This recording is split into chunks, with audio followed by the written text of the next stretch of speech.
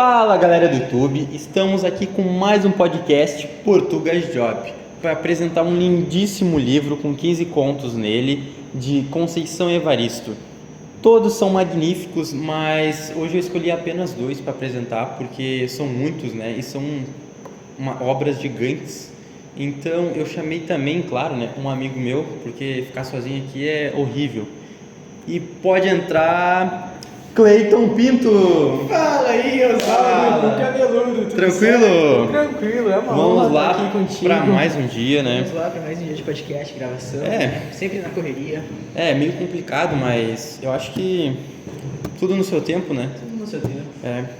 Então vamos lá, a gente vai iniciar com um conto de lixão, né? Porque eu acho que é um conto bem forte, assim, e ele é pequeno, é um curta, né? É um curta e me pegou bem, assim, foi bem, qual é a palavra para isso? Acho que impactante, né? Isso é muito Me impactante. surpreendeu, assim, né? Eu não tava esperando, mas enfim. Ele traz vamos lá. muitos conceitos, assim, de hoje em dia, muito importantes, né? E assim, eu acho que o principal dele foi a distorção de imagem de uma mãe, né? Foi, assim, a partir do segundo parágrafo, tu já consegue notar que ele não curte muito a mãe dele, pelo palavreado que ele se refere a ela, né? Algo bem... Sim, porque a imagem que nós temos aqui de uma mãe, né? Eu, ou tu, ou o telespectador aqui que está nos olhando, né? Normalmente uma mãe é uma mãe santa, né? Graciosa, preciosa para nós, e ele retrata a mãe dele como se fosse péssima, e realmente era, né? Era uma mãe horrível, e isso é muito ruim, eu acho, para a formação de uma criança, né? E de um adulto. Ele cresceu num lar bem conturbado, né? Ele cresceu num bordel, então, né? É um pouco complicado isso, né? Era bem difícil, assim, pra ele, né? Ele cresceu vendo coisas que não eram para ser vistas na idade dele, né? E a gente geralmente tem a visão de mãe como um porto seguro. Já ele tinha uma visão totalmente distorcida dela. Uma coisa eu acho que ressaltar, assim, muito importante é a pequena não, né? Várias partes apareciam a posição de feto. E eu fui pesquisar cientificamente isso, e é incrível, né? Porque cientistas já comprovaram que a posição de feto ela nos ajuda a nos resguardar, ou quando nós estamos tristes, a nos sentir mais seguro. E isso se tu for olhar a obra, assim, é bem impressionante, assim, porque são só momentos que ele estava muito triste e com lembranças péssimas da mãe. Com ódio no coração, e a Conceição consegue trazer isso direitinho para nós, né? Consegue ressaltar exatamente, esse ódio que né? ele sentia. A E Conceição... depois a gente consegue até entender o porquê ele tinha esse ódio, né? Sim, com certeza. A Conceição, sem ter muito estudo, já sabia isso muito tempo atrás, né? E eu acho que abordar esse papo dos problemas mentais, né? Até me equivoquei, né? Seria doenças mentais. E isso é muito sério hoje em dia, eu acho que isso mostra muito na obra que ele tem, né? Então, eu queria falar uma coisa bem importante, que a nossa infância, ela geralmente marca a nossa vida inteira. Tudo que a gente faz a partir da nossa infância, tipo assim, tudo é por causa da infância. A infância define quem a gente vai ser. Claro que a gente pode mudar isso através de terapia, psicólogos e etc.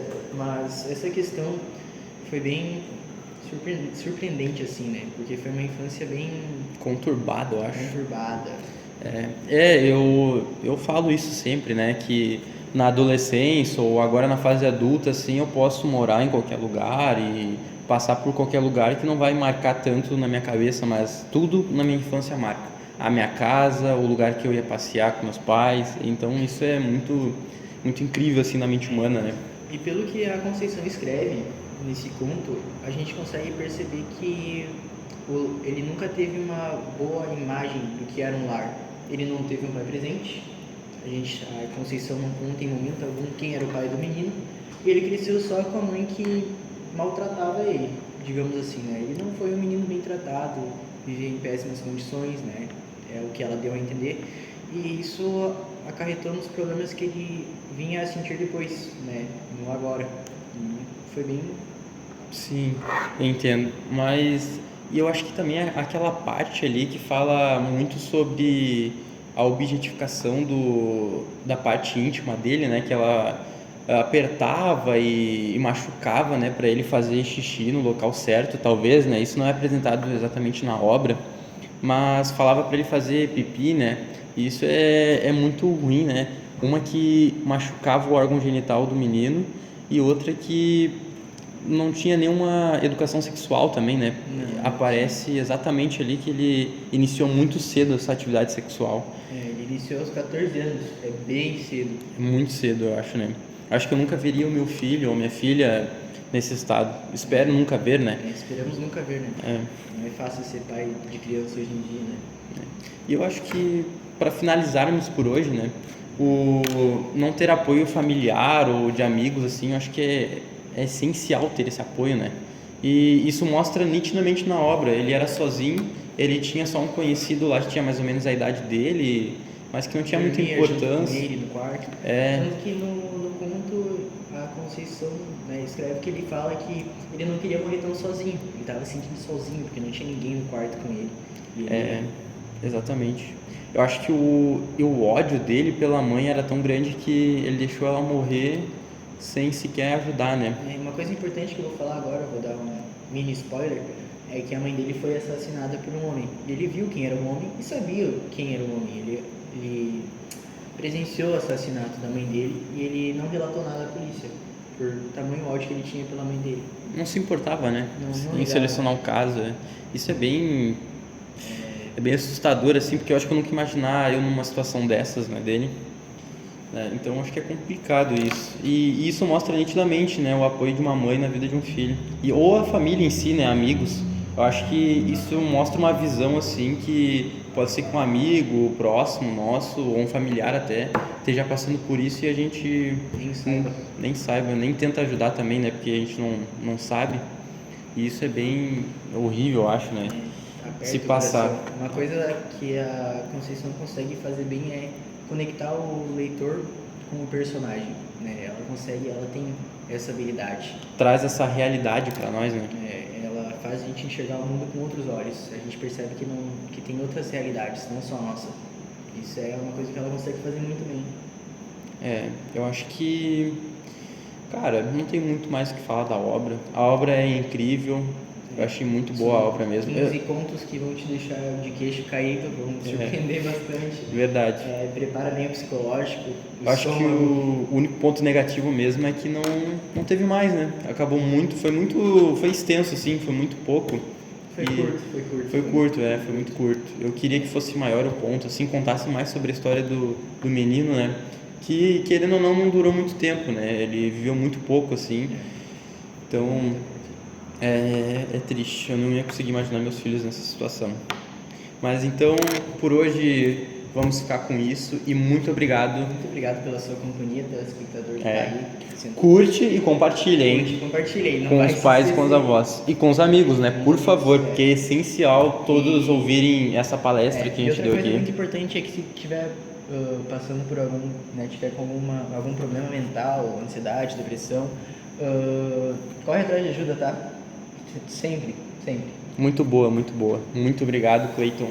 Eu acho que a gente ressaltou aqui papos muito bons sobre esse conto. E eu te agradeço muito imensamente por estar aqui hoje. Eu que agradeço pelo convite. Muito obrigado.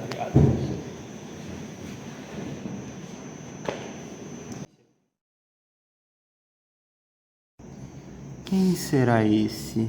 O homem? Uma máquina? Uma besta enjaulada? Fala, galerinha, beleza? O nosso patrocinador de hoje é ele, o Tigrinho, que deixa milhares de famílias passando fome todos os dias. Mas eu te prometo, se você clicar no link que tá na minha bio, ele vai soltar a cartinha. Então arrasta pra cima! Oi, gente, então a gente vai falar sobre o conto Maria de Conceição Evaristo, que é uma mulher negra de baixa renda, que volta pra casa sempre de noite de ônibus. E numa dessas voltas, ela encontra com seu ex-marido, que ela teve seu primeiro filho, e ele senta ao lado dela e fala que sente muito falta dela, muito falta do filho, e eles têm esse sentimento, assim, de nostalgia.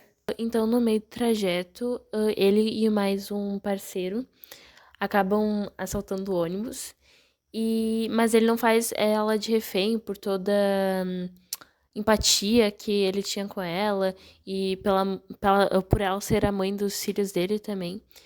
Então, quando eles saem do ônibus, todos os passageiros acharam e acusaram a Maria de ser cúmplice do assalto. e fizeram xingamentos, principalmente por ela ser uma mulher negra. E ela até tentou se defender, o motorista também falou que ela sempre pegava o ônibus nesse mesmo horário, então não tinha como ela ter sido cúmplice, né? Mas mesmo assim, não adiantou. E continuaram xingando verbalmente, fisicamente ela. Então eles acabam humilhando ela e acabaram até pisoteando ela. E infelizmente, no final da crônica, eles acabam matando ela. Sobre essa crônica, então, a gente pode ver como a cor da pele ou a classe social pode interferir muito numa situação. Esse foi um exemplo de uma situação muito grave, né, que levou à morte de uma pessoa que era totalmente humilde, que estava voltando do trabalho por especulações dos passageiros que estavam lá. Então, é muito triste pensar que isso pode realmente acontecer com pessoas, que a cor da pele, tipo, muda tudo, ou a classe social muda tudo, como você vai enxergar a pessoa.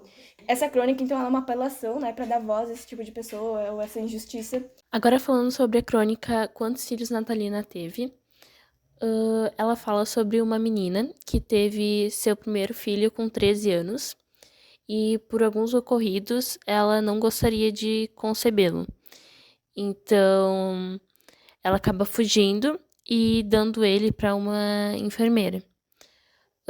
Ao longo da crônica, ela acaba tendo outros 2 filhos, mas pela situação em que ela se encontrava, ela não gostaria de cuidar deles, né?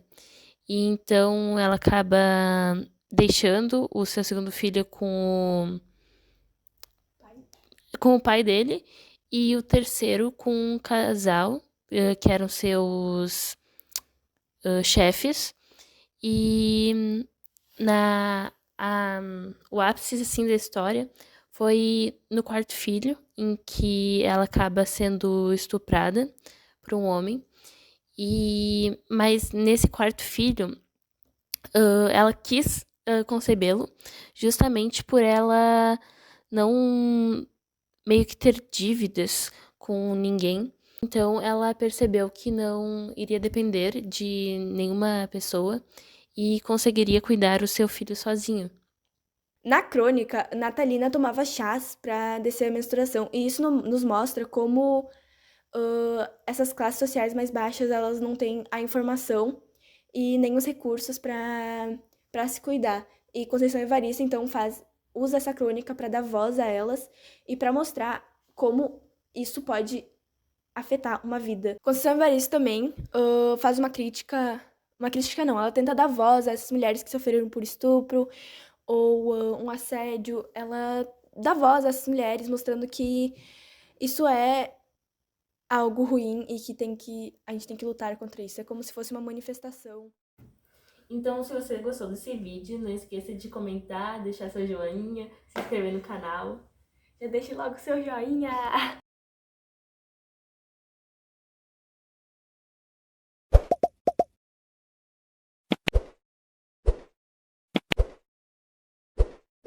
One, two, three, Pode ver como uma situação... Eu não consigo!